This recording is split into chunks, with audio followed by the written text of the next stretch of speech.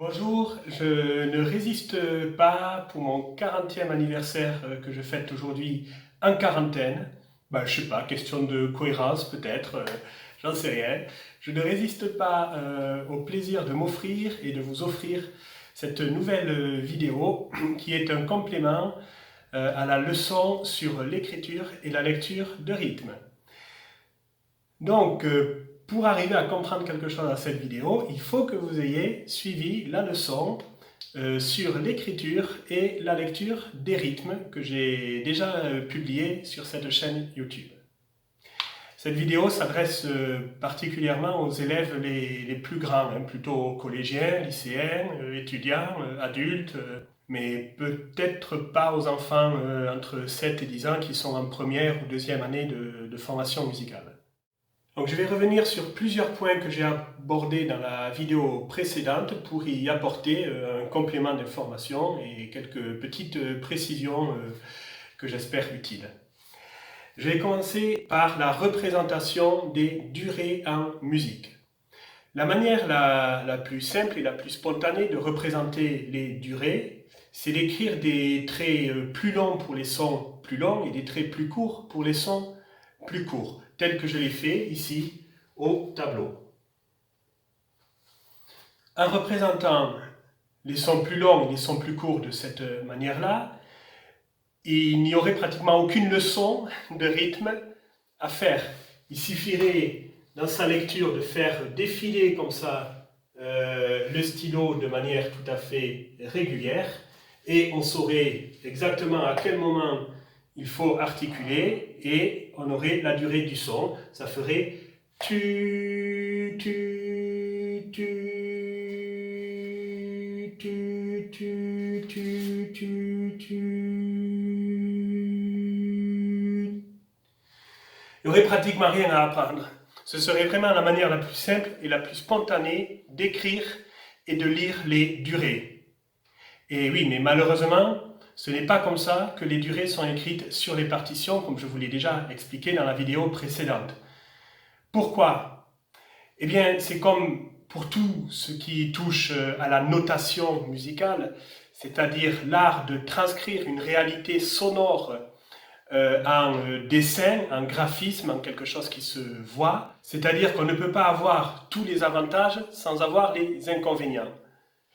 Ici, l'inconvénient, c'est que d'écrire les durées de cette manière-là, vous voyez que ça prend vraiment beaucoup de place dans la partition. Ça prend peut-être 4 fois plus ou 10 fois plus de place que la manière qui a été choisie d'exprimer les durées, c'est-à-dire par les figures de rythme, comme je vous l'ai déjà expliqué dans la vidéo précédente. Donc ici, j'ai fait la traduction, c'est-à-dire que chacune des durées que j'ai exprimées ici sous forme de traits plus ou moins longs, je les traduis avec la manière conventionnelle d'exprimer ces durées, c'est-à-dire avec les figures de rythme. Ce trait correspond à cette croche. Cette croche aurait pu se dessiner de cette manière-là, avec ce trait. Cette croche, c'est ce trait. Alors pourquoi je n'ai pas écrit cette croche en dessous de ce trait? Eh bien parce que justement, dans les partitions de musique, ce n'est pas la distance horizontale qui nous indique la durée, mais c'est simplement le dessin. Donc ce n'est pas la peine de laisser une place énorme entre deux dessins. Donc du coup, cette noire, elle aurait pu être représentée par ce trait, cette demi-croche est représentée par ce trait, etc. Vous voyez qu'il y a de plus en plus de décalage, et que donc tout ce que j'ai écrit ici, avec ce système-là de représentation des durées, est écrit ici avec les figures de rythme. Et vous voyez donc que ça prend beaucoup moins de place à écrire quand on représente les durées avec des figures que quand on les représente avec des traits qui vont être proportionnels, qui vont vraiment représenter la proportion, les doubles et les moitiés dans le sens horizontal. Donc l'avantage de cette notation, c'est qu'elle ne nécessite aucune leçon. On voit les durées immédiatement. Par contre, l'inconvénient, c'est que ça prend beaucoup de place. L'avantage de cette représentation, c'est que ça prend beaucoup moins de place sur la partition. Mais par contre, il faut faire des leçons pour apprendre ce que signifie chacune de ces figures de rythme et à quelle proportion elles correspondent, c'est-à-dire lesquelles sont les doubles ou les moitiés des autres. Eh bien, c'est ce système-là que nos ancêtres, au cours des siècles, ont choisi pour représenter les différentes durées proportionnelles des sons. Un autre inconvénient de ce système de représentation des durées proportionnelles sur la partition, c'est lorsque on lit une musique en contrepoint. Le contrepoint, c'est quand on a un point contre un point, ou bien deux points contre un point, ce qui n'est pas très visible ici, deux points contre un point, parce qu'on ne voit pas un point au-dessus de ce point. Et justement, c'est ça le problème. Donc le contrepoint, c'est lorsque plusieurs instruments jouent en même temps, ou plusieurs personnes chantent en même temps, ou lorsqu'une même personne arrive à jouer deux sons en même temps sur un seul instrument. Ici, nous avons par exemple une flûte qui fait une ronde. Et l'alto fleurit cette ronde. Ça veut dire que l'alto partage cette ronde en deux parts, qui sont donc, comme nous l'avons appris dans la leçon précédente, deux blanches. L'alto joue donc ces deux blanches pendant que la flûte joue cette ronde. Alors, si on représentait cette réalité avec des traits, on se rendrait compte que la ronde qui est dessinée ici, elle dure jusqu'à la ronde suivante. Il n'y a pas de silence entre cette ronde et cette ronde. La ronde qui débute ici dure jusqu'à la ronde suivante.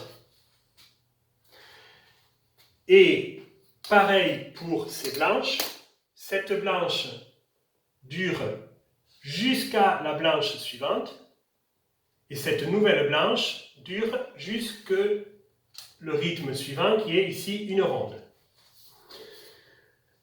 Avec les traits, nous voyons bien ici que nous avons ces deux blanches pendant cette ronde. Et grâce aux traits, on voit bien que pendant ce son, l'autre instrument est en train de jouer en même temps. Mais avec la représentation sous forme de dessin, de figure de rythme, eh bien on a l'impression qu'au-dessus de cette blanche, il n'y a rien dans la portée de la flûte. On a donc tendance à oublier, et ça, en cours de composition par exemple, ça peut poser des problèmes, on a tendance à oublier qu'il y a bien toujours un son ici à la flûte pendant la blanche de l'alto. Et ce son, c'est cette ronde. Donc, si la ronde représentait vraiment la durée du son dans le sens dans lequel on écrit le temps en musique, c'est-à-dire dans le sens horizontal, eh bien il faudrait écrire la ronde comme ceci. Voilà, si on écrivait la ronde comme ceci, là on se rendrait bien compte qu'au-dessus de la blanche, il y a bien un son qui est joué à la flûte. Et ici, on se rend compte de la durée de la ronde. Mais ce n'est pas comme ça. Ce n'est pas comme ça que c'est écrit sur les partitions de musique. Mais c'est comme ça qu'il faut l'imaginer. Il faut étendre la ronde jusqu'à la ronde suivante ou jusqu'au rythme suivant. Je vais vous faire maintenant un petit peu d'histoire des figures de rythme. Alors peut-être que certaines et certains d'entre vous sont d'ores et déjà choqués par ce que j'ai dessiné au tableau. Ce que j'ai dessiné au tableau semble contredire totalement ce que je vous ai appris dans la leçon précédente. Et c'est vrai, ça contredit totalement ce que je vous ai appris dans la leçon précédente. Mais je vais m'expliquer. Ça fait partie des contradictions de l'histoire. Justement, l'histoire de la musique, en tout cas l'histoire de l'écriture des figures de rythme. Eh bien, vous avez ici au tableau les deux premiers rythmes qui ont été inventés dans l'histoire. Ça ressemble beaucoup au code Morse parce que déjà, il n'y en avait que deux, court et long, la brève et la longue. Eh bien, oui, curieusement, je ne me suis pas trompé, c'est bien celle-ci la brève et celle-ci la longue. Parce qu'effectivement, lorsque ces rythmes ont été inventés, les règles d'écriture musicale, de notation musicale, n'étaient pas les mêmes qu'aujourd'hui. Et effectivement, lorsque l'on rajoutait une barre dans le dessin, à cette époque-là, c'est-à-dire au Moyen-Âge, fin du Moyen-Âge, Renaissance, ça voulait dire plus long. Donc, la longue et la brève, avec une manière d'écrire les choses qui est totalement contraire à ce qui se fait aujourd'hui et à ce qui se fait depuis de nombreux siècles maintenant. Au début, il n'y avait pas de proportion précise. La longue devait simplement être plus longue que la brève, ce qui est très facile à faire. Et la brève devait être plus courte que la longue. Mais il est arrivé un moment où les partitions de musique sont devenues un peu plus complexes, un petit peu plus élaborées, avec une plus grande diversité de durées, et on a dû écrire ces durées. Et il a donc fallu inventer une figure de rythme qui représentait encore plus long que long et encore plus court que court. Il a donc été inventé ce rythme qui se prénomme maxime. Alors maxime, ça veut dire le maximum, donc la plus longue en fait, la durée maximale, qui est représentée donc par cette figure.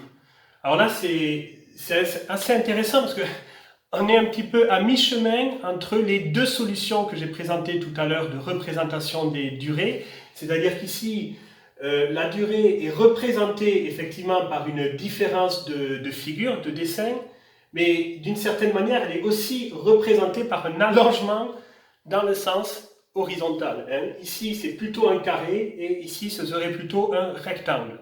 Voilà, j'ai peut-être un petit peu exagéré, le rectangle était peut-être un petit peu moins allongé, mais je voulais être sûr que tout le monde le voit bien, là, au tableau. D'accord ? Et de l'autre côté, on a ici un dessin qui est un petit peu plus simple à dessiner que la brève.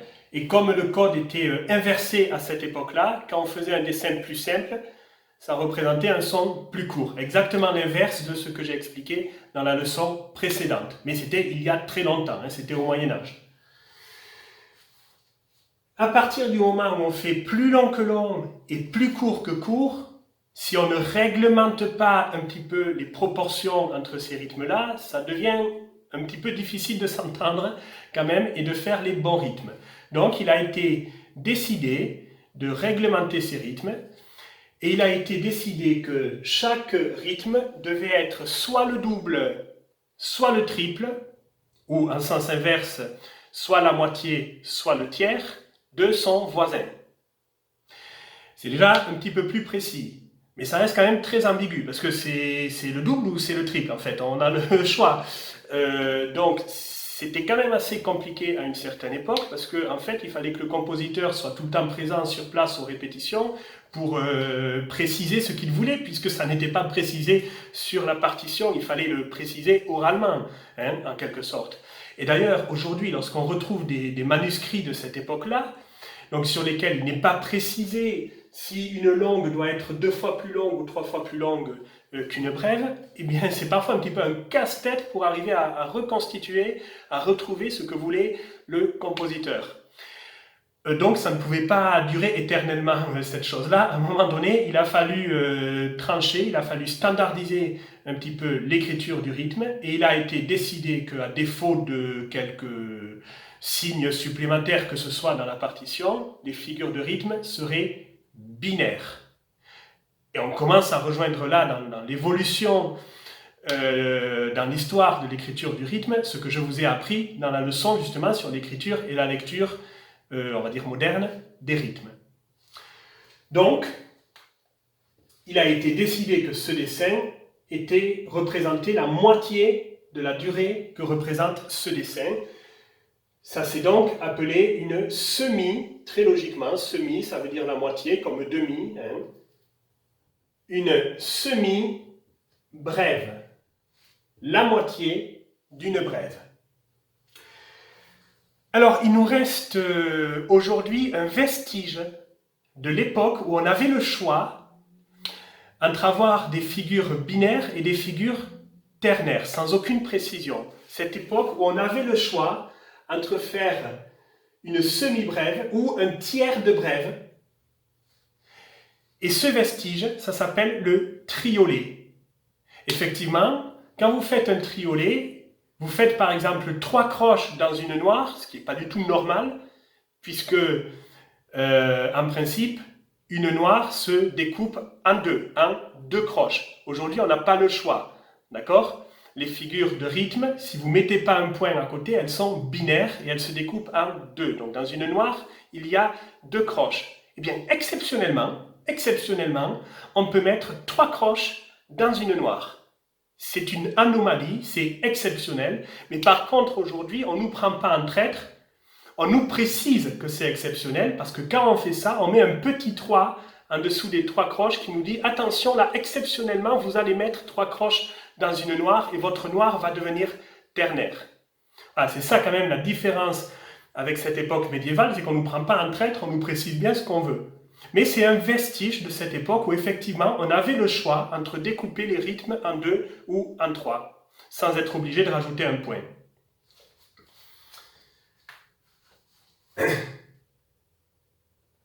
Alors, on n'arrête pas le progrès dans l'histoire de l'écriture des rythmes. Donc on a toujours voulu faire des rythmes plus courts et toujours avoir davantage de possibilités rythmiques. Et curieusement, on a étendu vers des sons de plus en plus courts, on pourrait dire presque rap. On a étendu vers des sons de plus en plus courts, on n'a pas étendu vers des sons de plus en plus longs.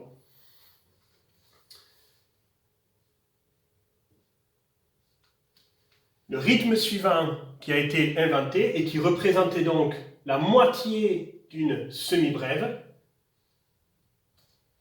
c'était la minime. Donc la plus petite. Minime comme minimum, on ne peut pas faire plus petit. On ne peut pas faire plus court.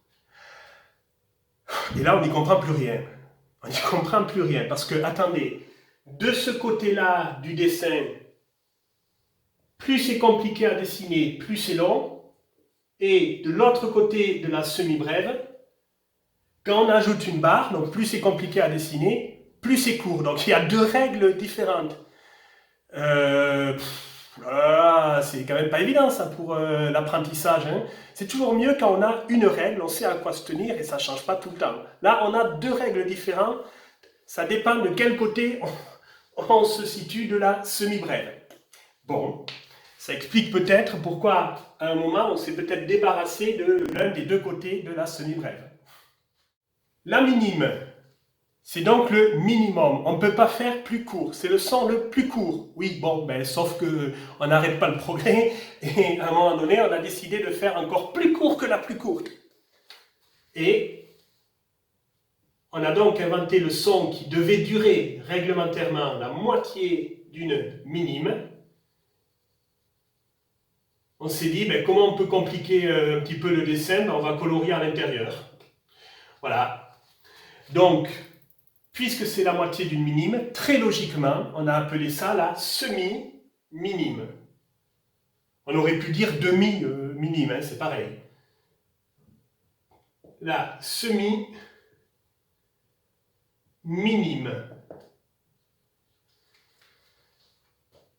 On n'arrête pas le progrès, on a continué à inventer des rythmes toujours plus courts. Ce rythme s'écrivait en coupant la semi-minime avec une barre oblique. On s'est dit comment continuer à complexifier le dessin, on va recommencer avec nos histoires de barres. Alors peut-être que ça aurait été plus logique, au lieu de colorier ici, de rajouter une barre, de rajouter toujours des barres, et puis à la fin, quand on ne savait plus comment faire parce qu'il y avait trop de barres, on finit par colorier. Voyez, bon, mais comme ces choses-là ont évolué très progressivement, on n'avait peut-être pas prévu au moment d'inventer la semi-minime qu'on allait encore raccourcir les rythmes. Eh bien, on change de procédé un petit peu en cours de route. Alors, ça ne change pas vraiment grand-chose, puisque le principe, c'est que de toute façon, on complexifie toujours le dessin, on ajoute toujours quelque chose dans le dessin, même si ce n'est pas la même chose. À cette époque-là, technologiquement, pour imprimer les partitions, c'était très difficile de faire des dessins circulaires, des dessins arrondis. C'est pour ça que tous ces dessins sont carrés, sont faits avec des lignes tout à fait droites, et que ici nous avons aussi une ligne tout à fait droite, nous n'avons pas un crochet. Donc ça ne s'appelait pas une croche puisqu'il n'y avait pas un crochet, ça s'appelait une fuse, parce qu'à cette époque-là c'était quand même le rythme le plus rapide, donc ça fusait. Voilà, la fuse. Et le progrès a continué. Nous avons inventé ensuite le son qui durait la moitié de la fuse.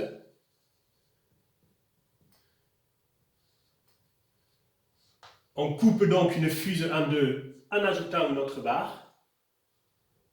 Et, très logiquement, puisque c'est la moitié d'une fuse, ça s'est appelé, y compris en France, ça s'est appelé une semi-fuse.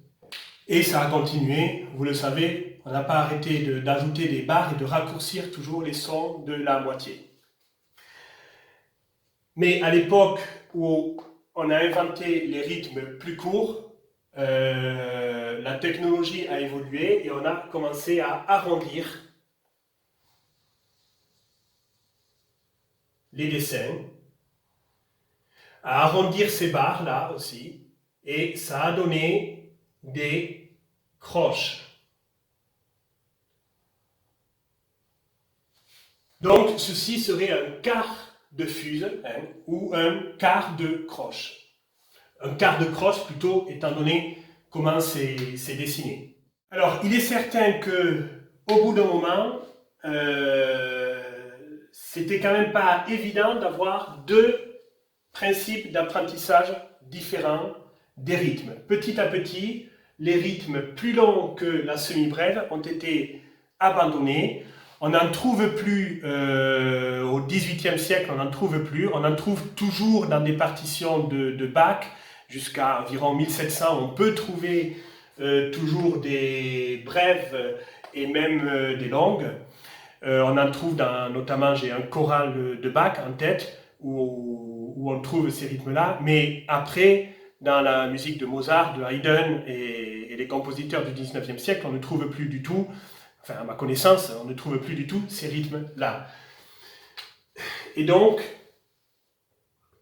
on s'est ensuite contenté de tous ces rythmes-là, ce qui est quand même plus pratique pour l'apprentissage parce que ça nous permet maintenant de vous apprendre un principe unique que je vous ai expliqué dans la vidéo précédente, c'est que plus l'on complique le dessin, plus c'est court et à chaque fois qu'on ajoute une barre dans le dessin, ça fait la moitié.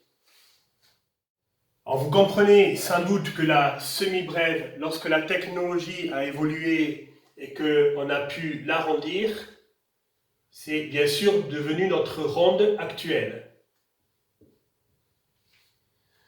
La minime, bien entendu, c'est la blanche, etc.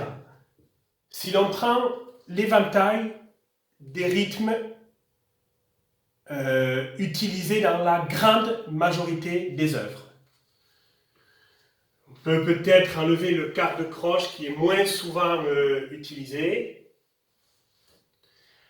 La plupart des rythmes que l'on rencontrera dans toutes les œuvres se situent ici.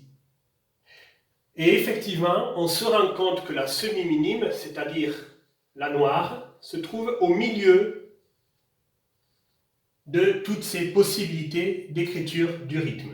Il y a donc une certaine pertinence, en tout cas ça peut s'argumenter, ça peut se justifier, de choisir la noire comme référence, de choisir la noire comme unité de temps. C'est-à-dire de choisir, et je dis bien de choisir, que la noire pourrait durer un temps. Parce que dans ce cas, nous avons autant de possibilités de faire des sons qui durent plusieurs temps que de possibilités de faire des temps fleuris. Mais attention, c'est un choix. C'est-à-dire qu'on ne trouve absolument rien, ni dans les théories musicales, ni dans les œuvres musicales, dans le répertoire des œuvres musicales depuis le Moyen-Âge jusqu'à aujourd'hui, ni dans notre pratique courante de la musique, on ne trouve absolument rien qui puisse démontrer, qui puisse nous montrer même, tout simplement, qu'une noire, par définition, durerait un temps. Je rappelle qu'une définition doit valoir pour tous les exemples, c'est-à-dire que tous les exemples doivent pouvoir correspondre à la définition, entrer dans la définition. Or, il y a tout un tas d'exemples, tout un tas de partitions de musique où la noire ne dure pas un temps. Il est très fréquent que la blanche dure un temps, ou que la croche dure un temps, ou même la noire pointée, la croche pointée, ou la blanche pointée. Toutes ces solutions existent et sont quand même très fréquentes. Donc, on ne peut pas donner pour définition d'une noire que la noire serait un rythme qui dure un temps, parce que ça ne serait valable que dans certains cas, et pas dans tous les cas. Et une définition doit valoir dans tous les cas. La noire peut durer un temps, mais elle ne dure pas un temps par définition, c'est-à-dire en absence d'un contexte et d'un morceau de musique particulier dans lequel le compositeur nous a indiqué son choix, sa volonté, que dans ce morceau, la noire dure un temps. Je vous expliquerai ou je vous réexpliquerai tout à l'heure comment le compositeur nous indique son choix. Vous savez que c'est à travers le chiffrage de mesure, mais j'apporterai quelques informations complémentaires sur le chiffrage de mesure tout à l'heure. Pour le moment, je vais vous parler des amps et des barres horizontales qui constituent les croches, les demi-croches, etc. J'ai quelques précisions à vous apporter à ce sujet. D'abord, les amps peuvent être écrites vers le haut, et dans ce cas, elles sont placées à droite du rond, ou, et c'est tout à fait égal, ou vers le bas, et dans ce cas, elles sont placées à gauche du rond. Voilà, ça c'est une convention. On peut l'écrire d'une manière ou d'une autre, ça n'a aucune conséquence sur la durée du son, ça signifie, ça indique la même durée, exactement la même durée, vous pouvez l'écrire d'une manière ou d'une autre. Par contre, la convention, c'est que effectivement, si c'est en haut, c'est placé à droite du rond, et si c'est en bas, c'est placé à gauche du rond. Après, si vous vous trompez, franchement, je crois que tout le monde va comprendre. Hein. C'est certain que si vous écrivez une blanche comme ça va faire un peu bizarre parce qu'on n'a pas l'habitude de la voir comme ça, mais je pense que tout le monde comprendra la durée qu'il faut faire. Hein. C'est pas dramatique non plus.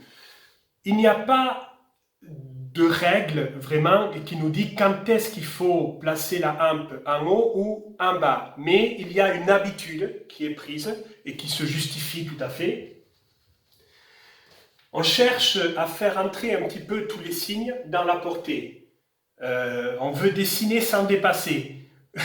Comme on dirait vraiment pour les petits-enfants, si c'est possible, on cherche à ne pas trop déborder de la portée. Donc, si on place la blanche en bas de la portée, on va écrire la amp. Hein, la barre, j'ai appelé ça une barre dans la vidéo précédente, ça peut aussi s'appeler une amp. Donc, on va la placer vers le haut pour que ça rentre dans la portée, que ça ne déborde pas. Et si le rond est placé en haut, eh bien on va écrire la amp vers le bas. Et si c'est au milieu, eh bien on fait ce qu'on veut, vers le haut ou vers le bas. Alors là, c'est selon votre inspiration du moment. Hein. Dans tous les cas, j'insiste bien sur le fait que c'est le même rythme qui est représenté. Pour ce qui est des barres horizontales, donc qui constituent les croches et les rythmes plus courts qu'une croche. Voici la amp et voici la barre horizontale. On utilise cette manière d'écrire la barre, donc horizontalement, non pas quand il y a une seule croche, mais quand il y en a deux à la suite. Pourquoi? Parce que c'est beaucoup plus rapide d'écrire une seule barre horizontale qui va couper ces deux dessins et donc faire deux croches, que d'écrire ce qui est possible aussi, c'est tout à fait autorisé et on le trouve parfois dans certaines circonstances, que d'écrire une barre pour chaque croche. Alors c'est tout à fait égal, ça représente exactement les mêmes durées, les mêmes rythmes. On peut l'écrire comme ceci ou comme ceci, mais c'est vrai que c'est plus rapide à écrire comme ceci, donc on le verra souvent écrit comme ceci lorsqu'il y a deux croches, et plutôt comme ceci lorsqu'il n'y en a qu'une. J'ai placé ici une barre oblique. D'ailleurs, je ne l'ai pas placé de manière horizontale. Ça existe aussi, mais c'est plus ancien. Justement, ça existait à l'époque où la croche était appelée une fuse. Et donc, à l'époque où les dessins n'étaient pas arrondis, mais où on avait des losanges à la place des ronds. En principe, cette barre oblique, ça va avec un dessin sous forme de losange. Mais bon, si ce n'est pas le cas, on comprend très bien quand même, hein, ça ne change pas grand-chose. Et à l'époque moderne, donc, les dessins sont arrondis et ces barres obliques sont devenues des crochets, qui peuvent s'écrire donc vers le haut ou vers le bas, mais toujours à droite de la hampe. Voilà, tous ces dessins représentent exactement la même réalité sonore, musicale, représentent exactement les mêmes durées, les mêmes rythmes. Alors j'ai remarqué en enseignant qu'il y a une situation qui est souvent ambiguë lorsqu'on commence à apprendre ces figures de rythme, c'est lorsque l'on accroche, lorsque l'on attache ensemble des rythmes un petit peu différents, comme par exemple une croche et des demi-croches. Alors, ce rythme-là est une croche, parce que nous avons une barre horizontale qui est attachée à la hampe. C'est donc une croche. Ce rythme-là, est-ce que c'est une croche parce qu'on voit de ce côté-là une seule barre, ou est-ce que c'est une demi-croche parce qu'on l'a recoupé en deux et on voit de ce côté-là deux barres? Pour ce rond, ce sont ces deux barres qui sont attachées à la hampe. Ces deux barres touchent bien cette hampe, donc ces deux barres concernent bien ce rythme-là. Ce rythme-là est donc bien une demi-croche. Et c'est valable pour ce rythme-là. On regarde la hampe, on a bien les deux barres qui touchent la hampe de ce rythme. Donc ce rythme est aussi une demi-croche. Nous avons donc ici une croche et deux demi-croches. Un autre exemple. Pour cette figure de rythme, je vois que deux barres touchent la hampe. Donc cette figure de rythme est une demi-croche. Et cette figure de rythme est une croche, parce qu'il n'y a qu'une barre horizontale qui touche ici la hampe. Donc on a ici une demi-croche, ici ce n'est qu'une croche. Et ici c'est à nouveau une demi-croche, puisqu'on a deux barres qui touchent cette hampe.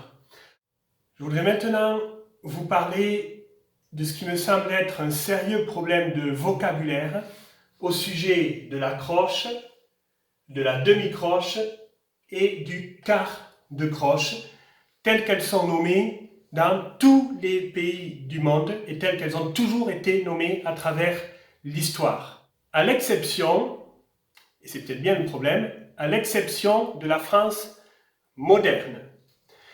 Alors, moi je veux bien qu'on se démarque des autres, hein, qu'on ne suive pas comme des moutons, comme on dit, ce que fait tout le monde, hein, mais à condition que ça apporte davantage de logique, de simplicité, peut-être, et de sens à la musique. Là, malheureusement, ce n'est pas le cas, bien au contraire. Bien au contraire. Vous savez, évidemment, vous ne le savez que trop bien, malheureusement, qu'en France, aujourd'hui, ce rythme-là, qui dure bien la moitié du temps d'une croche, est appelé non pas demi-croche, malheureusement, mais double croche. Alors, d'aucuns diront que c'est logique, puisqu'il y a deux crochets, il y a deux fois plus de crochets. Donc c'est logique d'appeler ça une double croche. Mais oui, tout à fait, c'est logique, je suis d'accord, c'est logique. Dans un cours d'art plastique, c'est logique, c'est tout à fait logique. Oui, mais là, c'est un cours de musique. Donc, quitte à être logique, c'est vrai que je préférerais que ce soit logique d'une manière auditive, acoustique, plutôt que graphique. D'ailleurs, tous les autres pays du monde ne s'y sont pas trompés. Dans un cours de musique, ils ont opté pour un vocabulaire qui est logique, musicalement et pas graphiquement. Alors on pourrait aussi me dire, ben oui, mais acoustiquement, c'est logique puisque, tel que je l'ai dit moi-même dans la vidéo précédente, dans mon cours, ça fait bien 2 parts de croche. Quand on coupe une croche en 2 et qu'on fait 2 demi-croches, c'est bien 2 parts de croche. Il y a donc 2 fois plus de parts.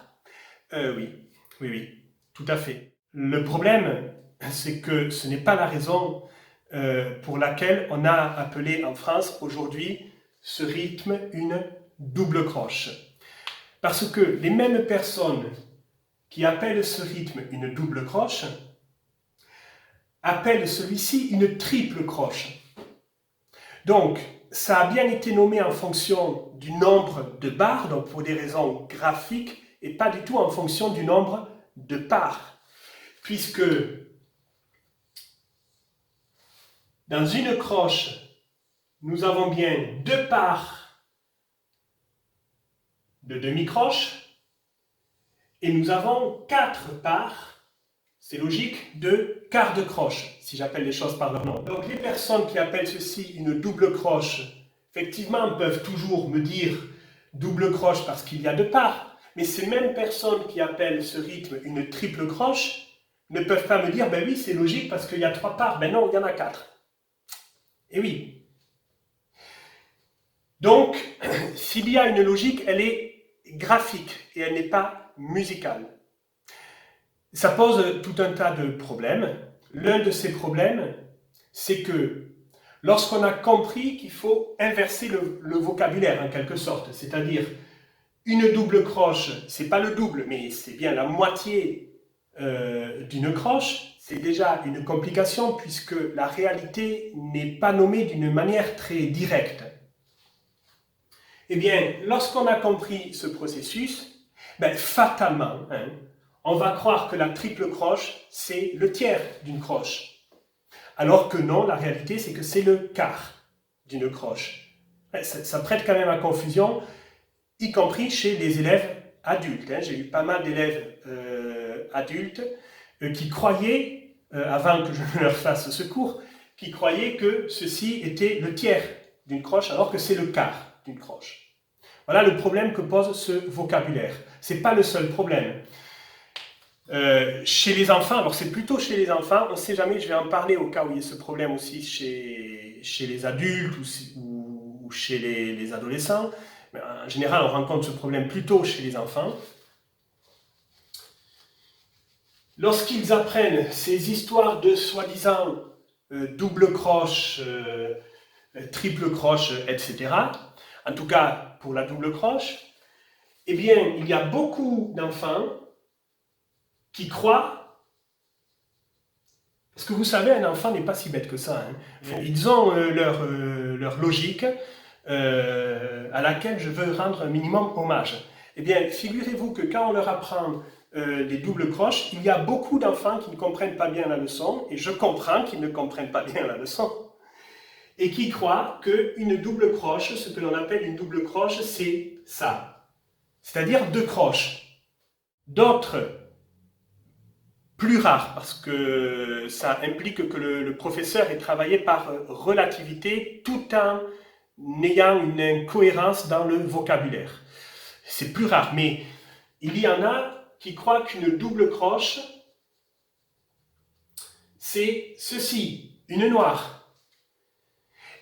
Eh bien, moi, un élève qui me répond à une évaluation de théorie, par exemple, que ceci ou ceci est une double croche, eh bien, je suis désolé, mais moi, je lui compte juste à son évaluation. Parce que cet élève, il a raison. Il dit peut-être pas ce qu'il convient de dire dans la théorie conventionnelle, mais il a raison, effectivement, une noire est bien une double croche, puisqu'une noire dure le double du temps d'une croche. Et on peut aussi considérer que ceci est une double croche, puisqu'il y a 2 croches. C'est tout à fait logique. Ce n'est pas l'élève qui a un problème. Ce n'est pas le professeur non plus, finalement, qui ne fait que transmettre, et c'est le rôle du professeur, de transmettre, si vous voulez, la culture, de transmettre ce qui s'est toujours fait.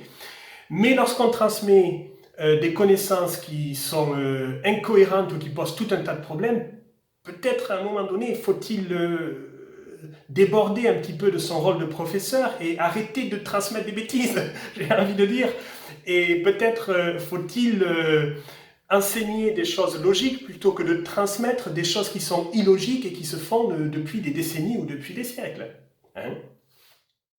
Donc, voilà pourquoi tout le monde sur la planète finalement, à l'échelle de la planète et à l'échelle de l'histoire, à de très très rares et marginales exceptions près, voilà pourquoi tout le monde appelle la moitié d'une croche une demi ou semi-croche. Et je vous rappelle une dernière fois que même en France, figurez-vous que la France a un jour été capable d'être logique. Hein. Si. On a été capable en France d'être logique à une époque, bon, il faut remonter à il y a longtemps, hein, mais même en France, il y a une époque où on n'appelait pas ça une double croche, mais on appelait bien ça une semi-fuse. Hein. Si vous apprenez la durée des rythmes dans l'absolu, c'est-à-dire sans avoir recours à des notions de proportion hein, et de relativité. Alors, il va vous falloir apprendre que la noire dure un temps. C'est faux. Mais il va aussi falloir apprendre que la blanche dure 2 temps. Vous ne pouvez pas le déduire du fait que la blanche est le double de la noire, puisque vous n'avez pas appris que la blanche est le double de la noire. Vous n'avez pas appris, si vous êtes dans une méthode dans l'absolu, vous n'avez pas appris donc par relativité et par proportionnalité. Donc vous devez aussi apprendre que la blanche dure 2 temps. Et on va aussi vous apprendre par cœur que la ronde dure 4 temps. Mais c'est pas fini, hein, il y a bien d'autres rythmes. Hein. On va vous apprendre aussi que la croche dure un demi-temps, que la demi-croche dure un quart de temps, sauf qu'un quart de temps, c'est prise de tête, donc ça on va même pas vous l'apprendre, on va bidouiller en vous le faisant faire avec des méthodes actives, par répétition, par imprégnation, voilà, pour que vous soyez bien imprégné de la chose et que vous ne puissiez plus vous en désimprégner, hein, surtout après, ce qui pose tout un tas de problèmes, puisque la demi-croche, un quart de temps, c'est pas valable dans tous les morceaux, donc vous allez être obligé de vous en désimprégner, mais c'est très dur de se désimprégner d'une chose. C'est le problème de l'imprégnation, c'est bien l'imprégnation. Le problème, c'est la dés'imprégnation si jamais on s'est imprégné d'un truc qui n'est pas valable dans tous les cas. Bon, bref. Et puis, tout un tas d'autres rythmes. Il existe, en tout cas sur l'ensemble du cursus de formation musicale, on va découvrir, on va dire, 7 rythmes. Hein. La ronde, la blanche, la noire, la croche, la demi-croche, le quart de croche, le huitième de croche. Il pourrait y en avoir d'autres, mais disons, allez, on va se contenter de ces 7 rythmes. Ça fait 7 choses à apprendre. Ah non, en fait, ça ne fait pas 7 choses à apprendre, parce que vous allez aussi apprendre que la noire, au bout d'un moment, hein, au bout de quelques années, quand vous êtes bien imprégné hein, du fait que la noire dure un temps, eh bien, en fait, non, on va vous dire, non, la noire ne dure pas, attendez, non, dans ce morceau-là, la noire ne dure pas un temps. Ah, alors, il va falloir tout désapprendre et tout réapprendre. Et comme n'importe laquelle de ces figures de rythme peut durer un temps, en fait, ça fait 7 fois 7 choses à apprendre. Et si je me souviens bien, 7 fois 7, ça fait, je crois, dans les environs de 49, non? C'est ça hein? Ça fait 49 choses à apprendre. Et encore, ça c'est uniquement pour les temps binaires. Parce qu'après, vous avez les temps ternaires. Donc, il y aura à peu près une centaine de choses à apprendre, en fait. Hein? Lorsque vous apprenez avec une méthode par l'absolu et par imprégnation, vous êtes obligé de multiplier la quantité de choses à apprendre. Là, vous avez à peu près une centaine de choses à apprendre. Si on se contente d'un contexte de temps binaire, on va dire que ça fait 49 choses à apprendre. Alors, je vous propose maintenant de comparer avec une méthode où vous allez apprendre les proportions, ne serait-ce que très simplement, hein, sans être docteur en mathématiques, simplement en utilisant des doubles et des moitiés, hein, comme je vous l'ai montré dans la vidéo précédente. Mais on va fonctionner par proportion et donc par relativité. Et bien dans ce cas, en réalité, pour ce qui nous concerne là, hein, simplement l'apprentissage des durées des figures de rythme simples, donc sans liaison, sans rajouter un point, donc pour comparer ce qui est comparable avec les deux méthodes, eh bien, par relativité, vous n'avez que 2 choses à apprendre. Vous n'en avez que 2. Vous devez apprendre comment on écrit la moitié d'un rythme. Alors donc pour ça, je vous renvoie à la vidéo précédente, écriture et lecture des rythmes, dans laquelle je vous explique comment on écrit la moitié d'un rythme. Ça, c'est la première chose à apprendre. Et la deuxième, c'est comment trouver l'unité de temps, donc comment trouver le rythme qui dure un temps, dans un morceau de musique. Ces deux choses-là sont suffisantes pour connaître la durée de tous les rythmes. Si vous savez ce qu'est le double ou la moitié, vous allez très vite trouver par vous-même la durée des autres rythmes sans avoir besoin de l'apprendre. Donc avec une méthode par relativité, vous avez deux choses à apprendre. Avec une méthode par l'absolu et par imprégnation, vous allez devoir apprendre 49 choses. Alors bien sûr, vous me direz la contrepartie, c'est que la méthode par relativité demande peut-être un petit peu plus de maturité. Il faut comparer les choses les unes aux autres, il faut avoir quelques notions de mathématiques. Il faut être capable de comprendre le double et la moitié dans un premier temps, un petit peu plus tard peut-être le triple et le tiers. Donc effectivement, la méthode par relativité demande un petit peu plus de maturité, mais elle permet d'apprendre beaucoup moins de choses et surtout ensuite de s'adapter sans avoir besoin de désapprendre et de réapprendre. Elle permet de s'adapter à n'importe quel contexte musical, à n'importe quelle partition. Or, je pense que comprendre le double et la moitié dans un premier temps, pour le tiers et le triple, on peut attendre un petit peu, on n'est pas pressé non plus, d'accord? On peut commencer à apprendre par relativité de manière très simple, avec le double et la moitié. Il me semble que le double et la moitié, ça peut être compris dès la première année de formation musicale, c'est-à-dire par des élèves qui sont en CE1, qui ont 7 ans. Je rappelle que l'âge de raison, officiellement, alors peut-être que ça recule de plus en plus, mais en principe, l'âge de raison, c'est justement 7 ans. Alors c'est peut-être la frontière, hein, c'est peut-être la limite, on peut en discuter. Mais en tout cas, la méthode par relativité, elle va pouvoir quand même très tôt et très vite marcher dans l'apprentissage de la formation musicale. Et elle sera beaucoup plus rentable à long terme, beaucoup plus efficace qu'une méthode qui vous apprend les rythmes dans l'absolu. Allez, je change de sujet. Et je vais vous apporter un complément d'information, quelques précisions au sujet de la liaison. Je vous ai parlé dans la vidéo précédente de la liaison d'union et du point de prolongation. Vous pourrez lire dans des ouvrages de théorie musicale qu'il existe deux liaisons complètement différentes qui n'ont pas du tout la même fonction. La liaison d'union dont je vous ai parlé et ce qui est appelé la liaison de phrasé. Eh bien, je vais me permettre de vous exprimer mon point de vue qui diffère quelque peu de ce que vous pourrez lire dans la théorie musicale. Mon point de vue, c'est qu'il n'y a pas deux liaisons qui ont une fonction totalement différente, il n'y en a qu'une, qui n'a donc qu'une fonction. La fonction de la liaison, que ce soit dans le cas où elle relie deux points au même niveau, c'est-à-dire en unisson, ou dans le cas où elle relie deux ou plusieurs points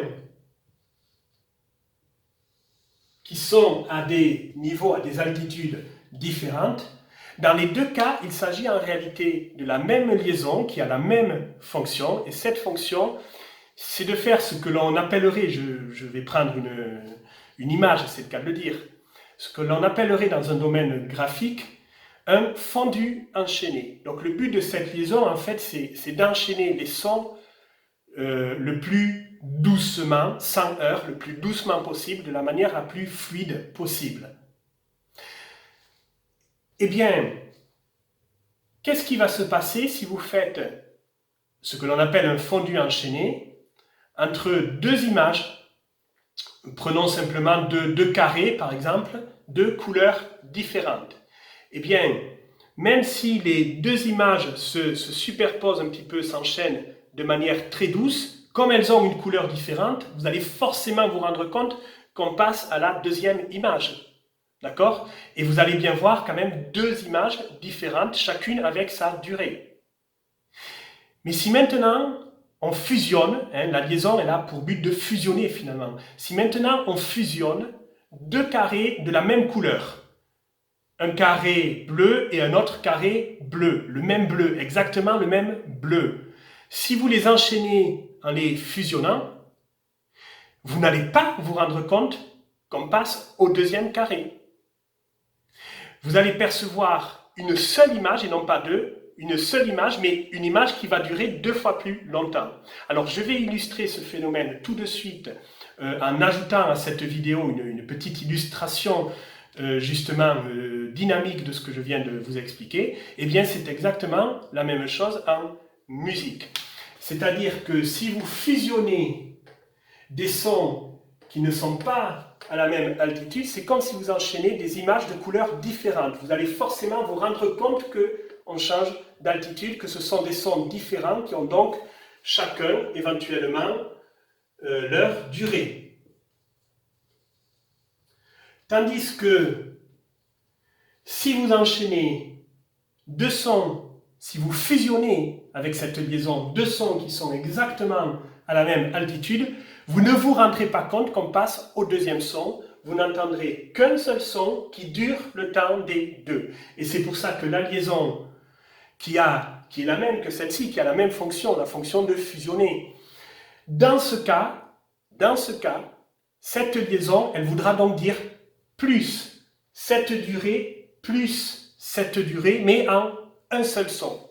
Donc on articule une seule fois, mais ça dure la durée additionnée des deux rythmes.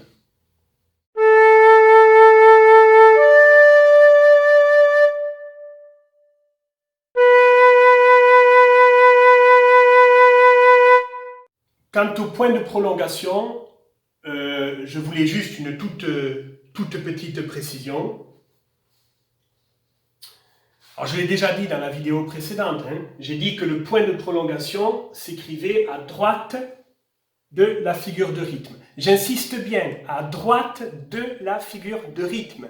Si vous voyez un point écrit à la verticale, au-dessus ou en dessous de la figure de rythme, là par contre, effectivement, ce n'est pas du tout le même point, même s'il se dessine pareil. Il n'a pas du tout la même fonction, cette fois. D'accord? S'il est écrit au-dessus ou en dessous, c'est ce qu'on appelle un piqué. Donc ça va changer la manière d'articuler le début du son. Ça n'est pas censé, même si on a tendance à confondre et à le faire comme ça, ce n'est pas censé affecter la durée du son. Ça affecte son articulation, je dis bien dans ce cas. Dans le cas où le point est écrit à la verticale. C'est-à-dire qu'on va donner une petite pichenette au son. Au lieu de faire OO, on va faire TO. Voilà, c'est pas un accent, c'est pas PO. Non. TO. On donne une petite pichenette au son. Voilà ce que ça signifie. Ça n'a rien à voir avec le point placé à droite de la figure de rythme, qui lui a une fonction effectivement rythmique, une fonction de prolongation de la durée du son. Je vous rappelle qu'il veut dire dans ce cas plus la moitié. Et je terminerai cette vidéo qui vous apporte des compléments à la vidéo précédente sur l'écriture et la lecture des rythmes par une petite leçon approfondie sur les mesures et sur les chiffrages de mesures. Dans la vidéo précédente, je vous ai un petit peu parlé des chiffrages de mesures, mais sans vous avoir parlé des mesures. Bon. Donc ce serait bien que je vous explique maintenant ce qu'est une mesure. Une mesure, alors d'abord, ça sert au compositeur à mesurer le temps qui passe dans son œuvre et à pouvoir un petit peu proportionner, architecturer les différentes parties de son œuvre. Donc c'est un peu comme une règle, je reviens à cette image de la règle avec des graduations que j'ai déjà exprimées dans la vidéo sur les temps simples et les temps fleuris. Donc une mesure, ça sert à mesurer le temps qui passe, mais une mesure, c'est aussi une respiration musicale. Nous, les êtres vivants, pour vivre, nous avons besoin de respirer. Qu'est-ce qu'une respiration? C'est un cycle parce que c'est tout le temps pareil, ça revient tout le temps pareil. C'est un cycle qui alterne deux états différents. Un état d'inspiration et un état d'expiration.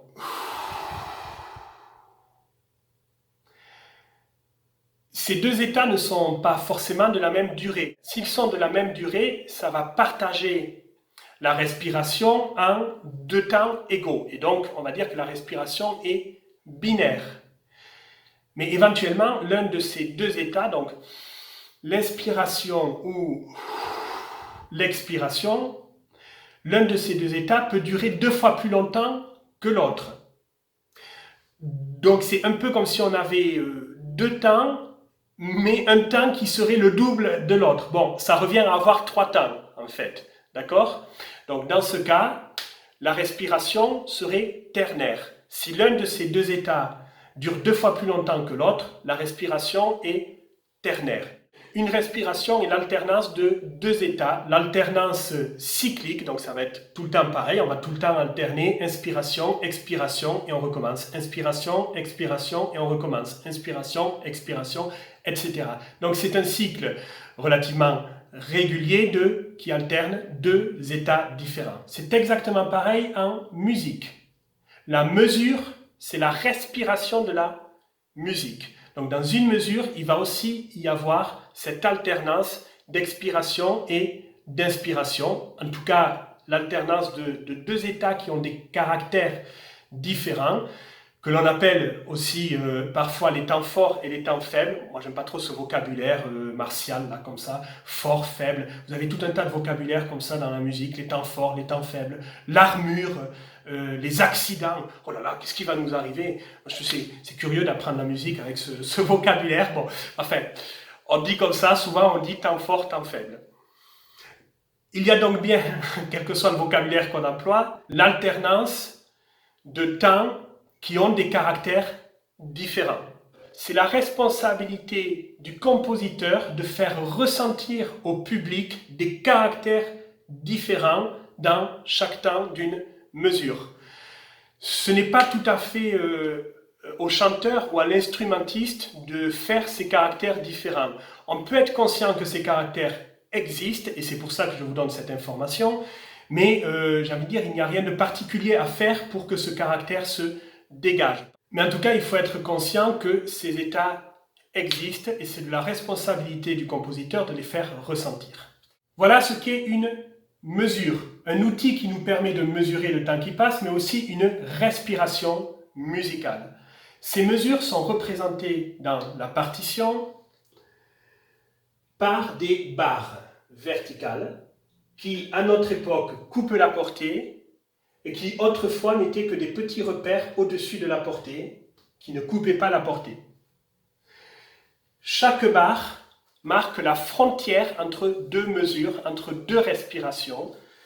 C'est-à-dire que ici, c'est le début de la deuxième mesure et la fin de la première mesure. Et donc, on peut dire que visuellement, sur une partition, une mesure, c'est tout ce qui va être écrit, que l'on va lire et que l'on va jouer entre deux barres de mesure.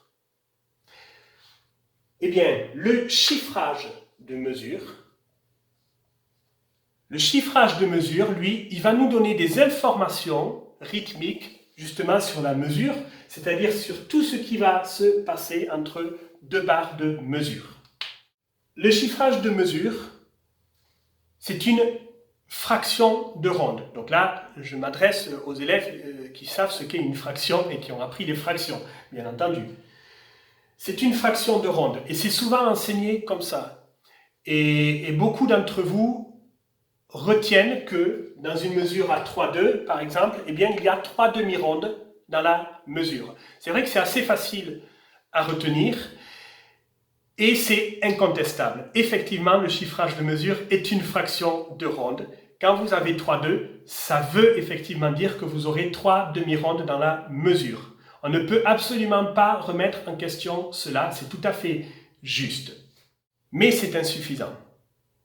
C'est tout à fait insuffisant pour comprendre vraiment ce qui va se passer dans une mesure. Donc, si vous ne retenez que cette chose-là, vous allez passer à côté d'une bonne partie de la réalité musicale et expressive. Donc, il faut aller plus loin, il faut détailler, il faut savoir exactement ce que nous informe le chiffre du haut, puisqu'on ne dit pas le numérateur et le dénominateur, même si c'est effectivement un numérateur et un dénominateur, On a l'habitude de dire en musique, c'est peut-être plus simple, le chiffre du haut et le chiffre du bas. Eh bien, le chiffre du haut, en tout cas lorsqu'il n'est pas 6, 9 ou 12, j'ai déjà prévenu dans la vidéo précédente qu'il y avait des complications quand le chiffre du haut est 6, 9 ou 12. Quand le chiffre du haut n'est pas 6, 9 ou 12, le chiffre du haut nous informe le nombre de temps par mesure, c'est-à-dire dans chaque mesure du morceau de musique. Le nombre de temps, ce sera aussi le nombre d'impulsions ou de pulsations, même si je rappelle qu'une pulsation, ce n'est pas la même chose qu'un temps. Donc le nombre de temps entre deux barres de mesure. Voilà ce que va nous informer le chiffre du haut. Quand le chiffre du haut sera 6, 9 ou 12, il ne s'agira pas du nombre de temps, mais du nombre de tiers de temps. Enfin bref, je ferai une autre vidéo à ce sujet. Pour le moment, on ne s'occupe pas de cette particularité un petit peu plus complexe. Le chiffre du bas, lui, il nous indique toujours la même chose. Même quand le chiffre du haut est 6, 9 ou 12, le chiffre du bas va toujours nous indiquer la même chose. Donc c'est plus facile à retenir. Le chiffre du bas, il donne toujours une valeur. Et alors là, attention, j'ai bien dit une valeur. J'ai pas dit le nombre de temps. Attention. Hein? Le chiffre du bas, il donne donc bien une valeur à la ronde. Et c'est toujours la ronde. Toujours la ronde. Par contre, cette valeur, selon le contexte, ce ne sera pas forcément le nombre de temps. Hein? Grâce à la valeur de la ronde, comme on l'a vu dans la vidéo précédente, nous allons pouvoir trouver quel rythme va posséder la valeur 1. Dans tous les cas, cette valeur 1 va nous permettre de trouver l'unité de temps. Dans tous les cas. Donc dans tous les cas, le chiffre du bas donne une valeur à la ronde, nous permet de trouver le rythme qui correspond à la valeur 1, et cette information, de manière directe ou indirecte, dans des cas plus compliqués, va nous permettre de trouver l'unité de temps. Maintenant, je voudrais vous démontrer effectivement que ça ne suffit pas de retenir qu'un chiffrage de mesure est une fraction de ronde. Même si c'est vrai, ça ne suffit pas. On va comparer deux systèmes rythmiques, 3-2 et 6-4. Alors, je ne vais pas vous expliquer encore tout ce qui se passe quand le chiffre du haut est 6, 9 ou 12. Là, je vais directement vous donner les réponses. Je ferai une autre vidéo consacrée spécialement à ce cas de figure particulier, les chiffrages de mesure où le chiffre du haut est 6, 9 ou 12. Dans une mesure à 3-2, vous avez donc 3 demi-rondes dans la mesure, c'est-à-dire 3 blanches.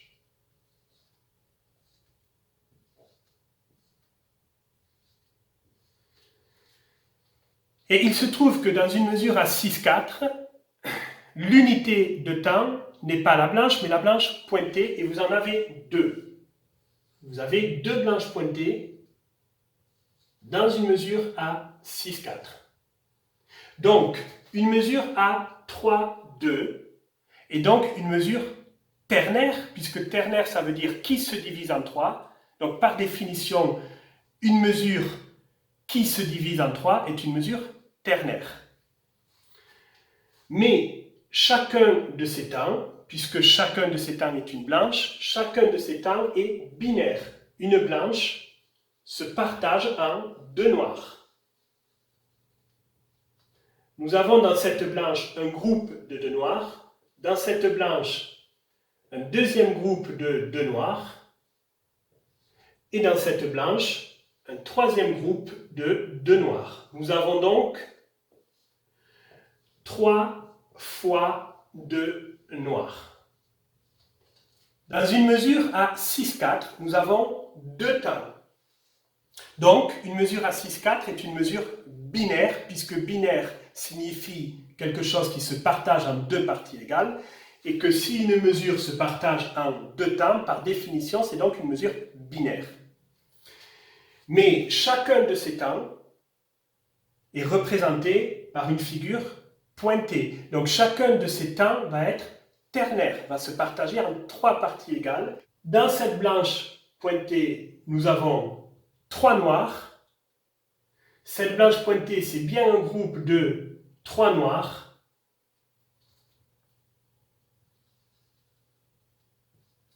Et bien entendu, la deuxième blanche pointée est elle aussi un deuxième groupe de 3 noirs. Donc, nous avons dans cette mesure 2 fois 3 noirs. Eh bien, si en mathématiques, 3 fois 2 est égal à 2 fois 3, en musique, ce n'est pas le cas. Ce n'est pas le cas parce que même si on a le même nombre de noirs, 1, 2, 3, 4, 5, 6, 1, 2, 3, 4, 5, 6, ces noirs ne sont pas regroupés de la même manière et nous n'allons donc pas avoir les accents au même endroit. J'ai déjà montré ça dans la vidéo sur les temps fleuris. Je vous renvoie à la vidéo sur les temps simples et les temps fleuris où j'ai déjà montré cette différence entre 3 fois 2 et 2 fois 3, mais je recommence ici avec les figures de rythme. Ici, nous aurons donc 1, 2, 1, 2, 1, 2, alors qu'ici, nous avons 1, 2, 3, 1, 2, 3. Ce n'est pas tout à fait le même caractère. Je vais alterner les deux pour qu'on s'en rende bien compte. 1, 2, 1, 2, 1, 2, 1, 2, 3, 1, 2, 3, 1, 2, 1, 2, 1, 2, 1, 2, 3, 1, 2, 3, 1, 2, 1, 2, 1, 2, 1, 2, 3, 1, 2, 3. Ça ne sonne pas pareil, même si c'est égal mathématiquement. Eh bien, la prochaine vidéo sera justement consacrée au chiffrage de mesures dont le chiffre du haut est 6, 9 ou 12, c'est-à-dire à l'écriture et à la lecture des rythmes dont les temps sont ternaires. Voilà, merci beaucoup une fois de plus d'avoir écouté cette vidéo jusqu'au bout. Surtout, prenez bien soin de vous en ce moment et je vous dis à très bientôt pour la suite de ce cours.